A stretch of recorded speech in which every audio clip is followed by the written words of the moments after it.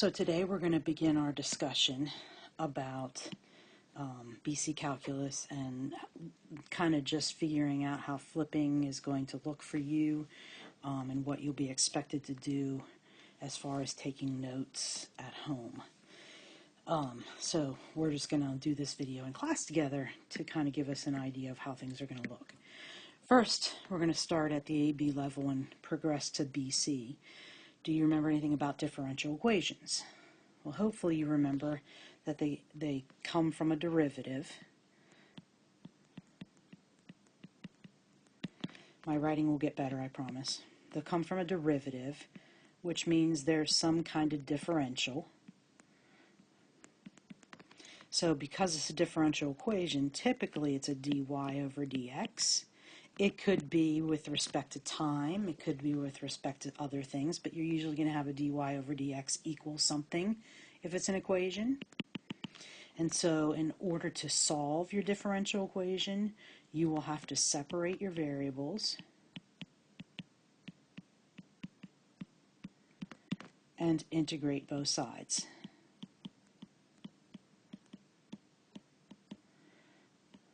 Now, we're going to get a general solution if we aren't given a point, because we'll have some constant on the end of the integral that we won't be able to fill in, and a particular solution, so we'll get a specific graph or equation answer if I'm given some kind of point on the graph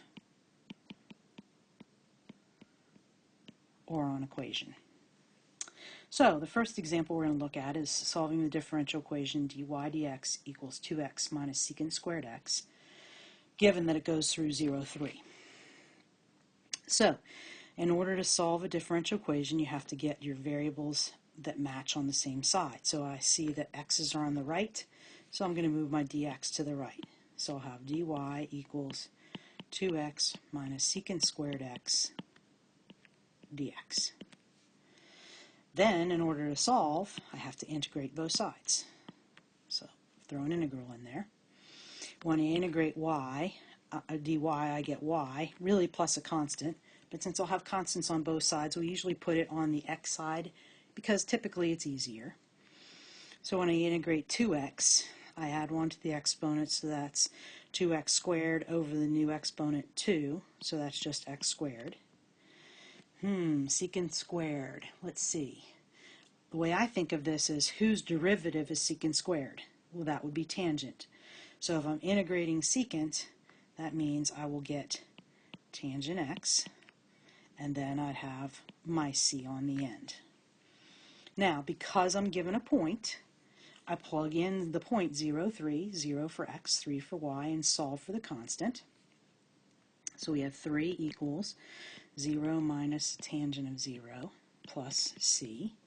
So you remember all the trig that you did in pre-calculus and you didn't do much of it in AB calculus? Well, here it is. So what is the tangent of 0? Well, that's just 0. So c is 3. So that means the solution to this differential equation is y equals x squared minus tangent x plus 3. Okay? So I'm given 2 more differential equations I can use for examples here. The first one is simply polynomial. So again, I can separate my variables easily. I can say dy equals 5x cubed minus 8x squared plus 2 dx. And then I have to integrate both sides. So when I integrate dy, I get y. When I integrate 5x cubed, I add 1 to the exponent, so that's x to the 4th. So it'd be 5x to the 4th divided by my new exponent 4 minus 8x cubed divided by my new exponent 3 plus 2x, and don't forget the c. Oftentimes I say don't forget the cupcake c because, I mean, who doesn't like cupcakes? Now, we are not given any points on this equation, so that is our solution. And that will be our answer that we're looking for today. Okay, now we're we found that in AP Calculus we can make things more difficult just by putting a trig function in. So I will do that. I'll add a trig function. So again, I have to separate variables. X's are on the right, so dy equals negative 52 sine quantity 4x minus 3 dx. Okay, so really, this is an angle, right? And when I integrate sine, I get cosine of the same angle. The only thing is I have to deal with this 4x minus 3. We're going to talk more specifically about how to integrate these kinds of problems with a written method, but I know a lot of you just kind of used guess and check last year. But what I like to do is a u substitution and say that, okay, whatever my angle is u. And this is just an intro, so don't worry if you're not completely with me yet. So if I take the derivative of that equation, so the derivative with respect to x would be 4, period, right? Well, I don't have a 4 in my problem. So if I'm going to integrate, I have to put a 1/4 out front, because if I put a du, the du has a 4 in it, and 4 times 1/4 would give me 1. Does that make sense? I hope. So here's what I mean. So when I throw the integral in, and I integrate, I'm going to say, okay, this is y, but I'm going to need a 1/4 with this. So I'll have negative 52 over 4. And then, whose derivative is sine? It's negative cosine of the angle 4x minus 3 plus c. Well, these two negatives make it positive, and 52 over 3, or excuse me, 52 over 4, I believe, is 13. So y would equal 13 cosine 4x minus 3 plus c. Okay? All right. So dy dx can also look like my example C. Well, pretty quickly you're going to notice that that is not separable. In other words, I cannot get my y's on one side and my x's on the other by themselves. So this is you can't separate, okay? So it's not separable. That's what we say. It's not separable. And so if it's not separable, we have no way to solve it other than looking at a slope field. So if you wonder why you did slope fields last year, that's why.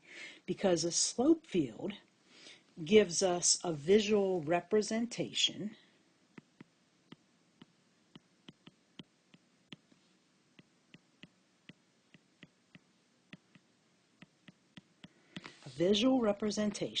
of a differential equation. Of a differential equation.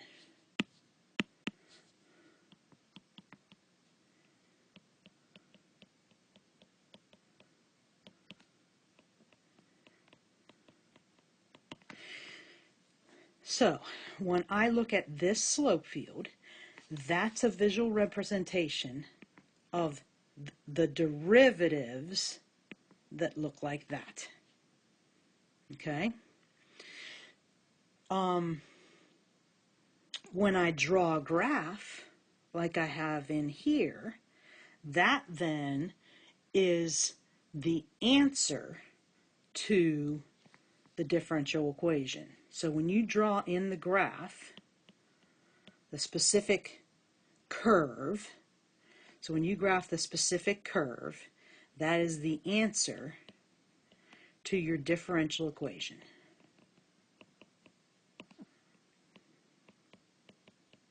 Okay, that's the answer to a differential equation. So when you look at a slope field, you're looking at all the derivatives, and then you draw the picture in. That's the function then that gave us those derivatives. Because remember, derivatives are slopes.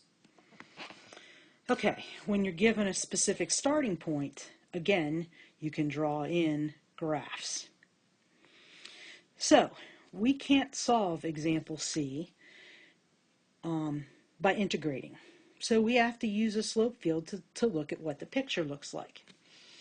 So, that's why you've had to learn how to graph slope fields. Now, I will say that this is not the greatest example as far as examples go, because it depends on how many of these points you graph as to how accurate your slope field is going to be.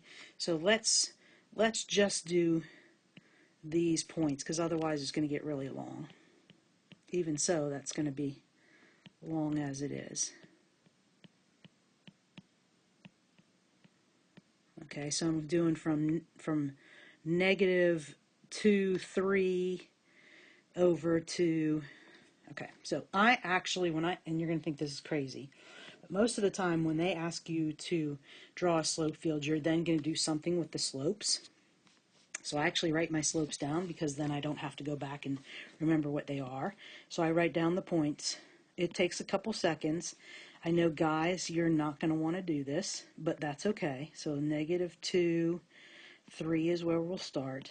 Negative 2, 2, negative 2, 1, negative 2, 0, negative 2, negative 1.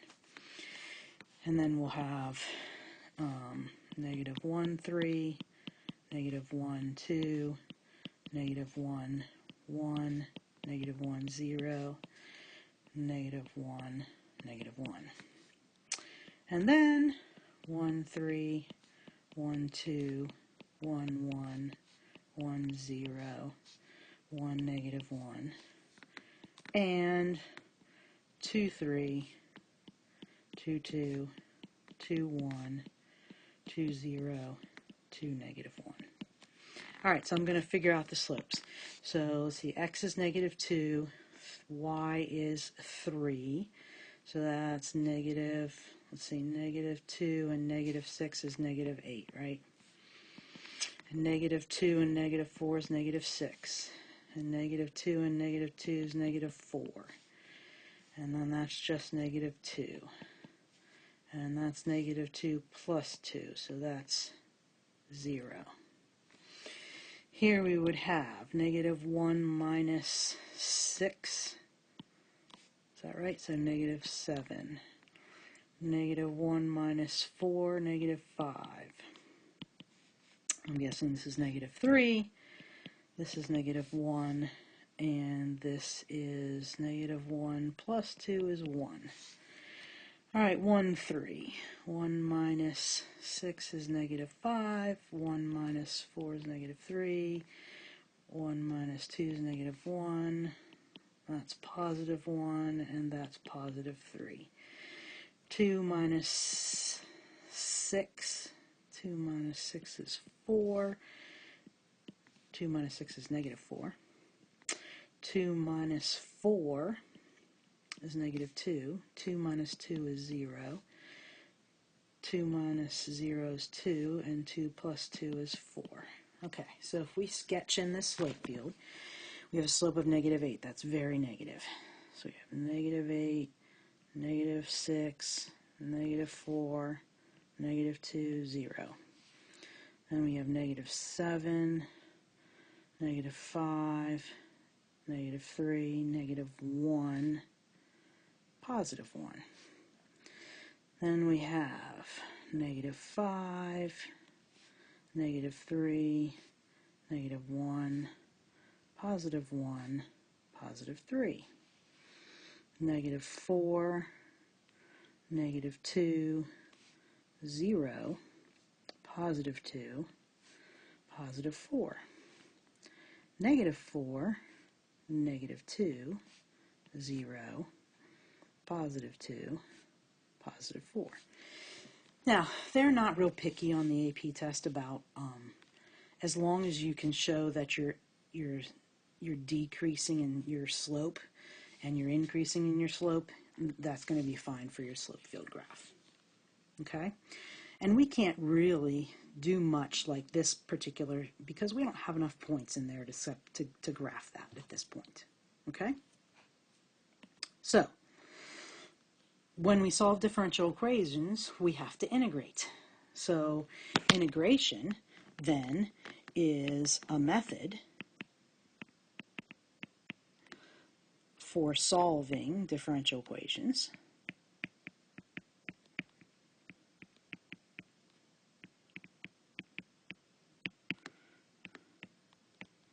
It's not the only method, because as we see, if it's not separable, that doesn't work. So we're going to learn all different types. We're going to start off with learning types of integration, and we're going to go back then and look at more differential equations, because we'll be able to deal with some more different types of those differential equations. All right, so this is just a warm-up. I just picked some problems that were not easy to demonstrate that you are going to want to write out your U substitution when you integrate. Okay, so for the first one, we have 2x over the square root of 1 minus x squared. Well, I notice that in the denominator I have 1 minus x squared. And if I take the derivative of 1 minus x squared, I get negative 2x, which is almost what's on top of the fraction. The only thing I have to account for is the negative. So I want to let u be 1 minus x squared, because my du almost matches what I have. To make it match, I just have to put a negative out front, because when I write du, negative 2x, the 2x is here, so that takes care of, it'd actually be 2x dx, right? And so the du is going to take care of all this. I just have an extra negative. So if I put a negative out front, that will erase the negative that I put in the problem. So my problem really becomes just u to the negative 1/2 du. And u to the negative 1/2 is this part, and du is my 2x dx, but I threw the extra negative out to get rid of the negative that I have in my du. So, when I integrate, I add 1 to the exponent, so negative 1/2 plus 1 is positive 1/2, and I divide by that exponent. So dividing by 1/2 is multiplying by 2, so that means I'd have negative 2 u to the 1/2 plus c. Now you'll notice that I did not put the limits of integration over here on my integral, because I don't really want to change the limits of integration. I want to leave them 0 and 1/2. I just wanted to make this integral a little easier so I could come back over here and integrate. So when I come back over to my original problem, I know that that integral is going to be negative 2. What was u? U was this, so it's to the 1/2, so that means it's the square root of 1 minus x squared. And then it's not a plus c because I have a definite integral, so it's from 0 to 1/2. So I integrate, and I get, let's see, negative 2, I plug in my limits of integration. So I have negative 2 times the square root of 1 minus 1/4 minus negative 2 times, plug in 0, square root of 1, which is 1. So that is negative 2 times the square root of 1 minus 1/4 is 3/4 plus 2, which is really the square root of 4 on the bottom, cancels with 2 up top, so it's negative square root of 3 plus 2 would be my final answer. Okay? All right, how about my preview C? I don't know where preview B went. I guess I missed it. Sorry about that. Well, preview, this next question is, I'm integrating tangent squared. So, can I let u be tangent? Well, if I let u be tangent, du is secant squared, Well, that doesn't help me because there's no secant squared in that problem. So that's not a good choice. So, I don't really have, I could let, and I even wrote that wrong, I just meant u was tangent, not tangent squared. I want to let u be something that will help me. I can't think of letting u be anything else because that's all I really have. If u is x, it doesn't help me because the derivative of x is dx. But if I integrate tangent squared u, that's the same thing as integrating tangent squared x. So I have the same dilemma going on. So, if you remember from pre-calculus, there is an identity for tangent squared. Tangent squared theta plus 1 equals secant squared theta. And what's nice about that is I know the integral of secant squared theta, because the integral of secant squared, that means whose derivative is secant squared? Well, that's tangent. So I could rewrite my problem to be 0 to pi over 4. Instead of tangent squared, it would be secant squared x minus 1, because tangent squared would be equal to secant squared x minus 1 dx. Now I can integrate, because I know the integral of secant squared, whose derivative secant squared is tangent, so that's tangent x. The integral of negative 1 is just x, and I integrate from 0 to pi over 4. So now I plug in my limits of integration. The tangent of pi over, so I'd have tangent of pi over 4 minus pi over 4 minus tangent of 0 minus 0. Well, hopefully you remember that the tangent of pi over 4 is 1. So I would have 1 minus pi over 4. Tangent of 0 is 0. So it's just 1 minus pi over 4 for my answer. Okay? All right, and then I just thought the next one was kind of an interesting question because you're given a piecewise function for your integral. And so when I'm less than 0, it's x plus 1. When I'm greater than or equal to 0, it's cosine pi x. So I have to break this integral up. I have to say that instead of going from negative 1 to 1, I have to break it up at 0. So I have to say I'm going from negative 1 to 0, and then I use that part of the function, x plus 1 dx. And then I have to go from 0 to 1 with the rest, cosine pi x. Now, dx. What really is happening is when this is greater than 0, so the overlap kind of undoes itself as you do the integral. So you don't have to worry about that. All right, so when I integrate x plus 1, I'll have x squared over 2 plus x, and that's going to be evaluated from negative 1 to 0. When I integrate cosine pi x, this might be a time when you write u equals the angle, pi x, so du is pi dx. So when I integrate cosine u du, I have this extra pi that's not in the problem, so it means I need a 1 over pi out front to offset that. Okay, and so when I integrate cosine, whose derivative is cosine? It's sine. So we have the sine of u with the 1 over pi out front plus c. So over here, we would have 1 over pi sine of u, which is actually pi x, evaluated from 0 to 1. So if I plug in my limits of integration, I'll have 0 plus 0, so that's 0,